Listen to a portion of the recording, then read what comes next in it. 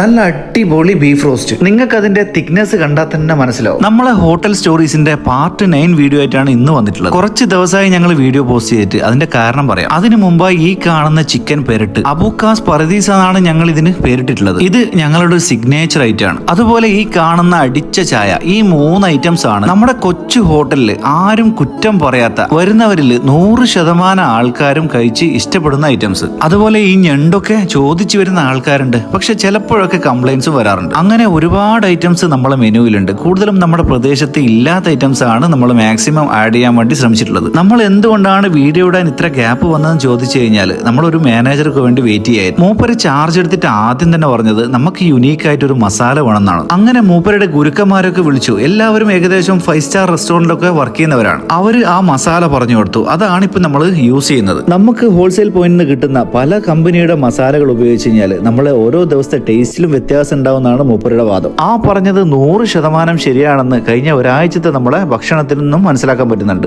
ഈ കാണുന്ന അത്ര തിരക്ക് നമ്മുടെ ഷോപ്പിൽ കഴിഞ്ഞ ദിവസങ്ങളിലൊക്കെ വന്നിട്ടുണ്ടായിരുന്നു. ഫുഡിന്റെ കാര്യത്തിൽ മൈന്യൂട്ട് കംപ്ലൈൻസ് ചോദിച്ചു കഴിഞ്ഞാൽ ബാക്കി എല്ലാവർക്കും ഫുഡ് ഇഷ്ടപ്പെട്ടെന്നാണ് പറഞ്ഞത്. ഒരു കയറ്റത്തിന് ഇറക്കുണ്ടാവുമെന്ന് പറയുന്ന പോലെ കഴിഞ്ഞ 2 ദിവസമായി ഞങ്ങൾ ചെയ്തുകൊണ്ടിരിക്കുന്നതിന്റെ പകുതി ബിസിനസ് മാത്രമേ നടക്കുന്നുള്ളൂ. കാരണം ഈ ഒരു റോഡ് കണ്ടാൽ തന്നെ നിങ്ങൾക്ക് മനസ്സിലാവും, ആരും തന്നെ മഴയായതുകൊണ്ട് പുറത്തിറങ്ങുന്നില്ല. കാലാവസ്ഥയൊക്കെ നല്ല രീതിയിൽ ബിസിനസിനെ ബാധിക്കും. ഇന്ന് തലശ്ശേരി റെയിൽവേ സ്റ്റേഷനിൽ വന്നിട്ടുള്ളത് നമ്മുടെ പാലക്കാടൻ മസാല സോഡയുടെ മസാല പാർസലായിട്ട് നമ്മുടെ തലശ്ശേരി റെയിൽവേ സ്റ്റേഷനിൽ വന്നിട്ടുണ്ട്. അതും എടുത്തുകൊണ്ട് നേരെ ഷോപ്പിലേക്ക് പോയി. കാരണം ഒരുപാട് പേര് വന്ന് ചോദിക്കുന്ന സാധനമാണ് ഈ കാണുന്ന പാലക്കാടൻ മസാല സോഡ. കേരളത്തിന്റെ പല ഭാഗത്തുള്ള സ്പെഷ്യൽ ആയിട്ടുള്ള ഐറ്റംസ് നമ്മളാൽ കഴിയുന്നത് ഷോപ്പിലേക്ക് കൊണ്ടുവരിക എന്നുള്ളതാണ് നമ്മുടെ ഉദ്ദേശം. മാനേജർ വരുന്നതിന് മുമ്പ് ഫുഡിനൊക്കെ കംപ്ലൈൻസ് ഒക്കെ ചില ആൾക്കാർ പറയുന്നുണ്ടായിരുന്നു. കഴിഞ്ഞ ഒരാഴ്ചയായിട്ട് നമ്മൾ വരുത്തിയിട്ടുള്ള മാറ്റങ്ങൾ കൊണ്ട് കഴിക്കുന്ന എല്ലാവരും തൃപ്തിയോടെയാണ് പോകുന്നത്. ഞങ്ങൾ 8 മാസങ്ങൾക്ക് മുമ്പ് തുറന്ന സമയത്ത് നമ്മളെ ബിരിയാണി ആയിരുന്നു ഹൈലൈറ്റ്. അത് നല്ല രീതിയിൽ പ്രൊമോട്ട് ചെയ്ത് ആൾക്കാർ വരാൻ തുടങ്ങി. കല്യാണ ബിരിയാണി തന്നെ പറഞ്ഞ് ഞങ്ങൾ അതിനെ ഹൈലൈറ്റും ചെയ്തു. വരുന്നവരും നല്ല അഭിപ്രായമായിരുന്നു.